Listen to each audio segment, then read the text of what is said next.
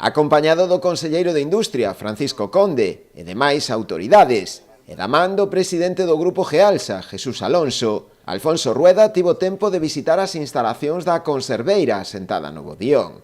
O titular da Xunta destacou a aposta que fai o grupo por seguir asentada neste territorio, a pesar do seu carácter xa internacional, para seguir desenvolvendo o seu proxecto empresarial e, de paso, seguir creando emprego e riqueza na comunidade. Rueda referiuse tamén á necesidade que teñen moitas empresas galegas, como é o caso de Gealsa, que precisan estar preto da costa para que conten coas garantías suficientes para poder desenvolver a súa actividade empresarial. Unha ordenación do noso litoral dentro da legalidade, como estamos facendo, vai permitir conservar toda a actividade económica que hai no territorio e cando haxa que facer algún tipo de ampliación, modificación,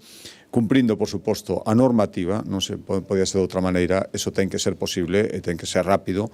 e ten que ser viable para que siga sendo viable a vida económica nas nosas costas, como representa perfectamente Gealsa. Rueda tamén fixo alusión ás ameazas que pesan sobre as empresas vinculadas á industria do mar, tan importantes na nosa comunidade. Neste sentido, pediu a rebaixa do IVE para os seus produtos, autorizando de paso a entrada da conserva galega no PERTE agroalimentario.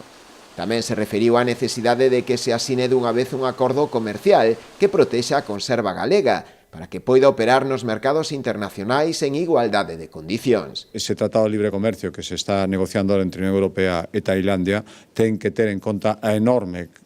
calidade e a diferencia que hai agora mesmo entre o que se fai aquí, eu creo que en Galicia a mellor conserva do mundo, sen ninguna dúbida, e o que se fai en outros lugares e, polo tanto, a Unión Europea ten que ter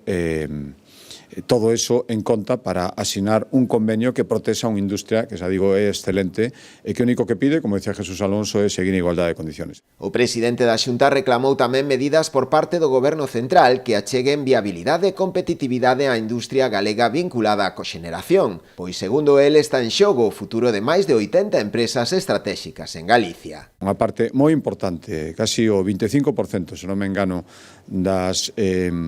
industrias que traballan en Galicia e supoñen o 25%, xa digo, do noso Produto Interior Bruto, necesitan que a coxeneración siga sendo un sistema competitivo. A día de hoxe non o é e, por lo tanto, temos que seguir loitando para garantir o futuro e para garantir a viabilidade de empresas que supoñen miles de postos de traballo directos e indirectos.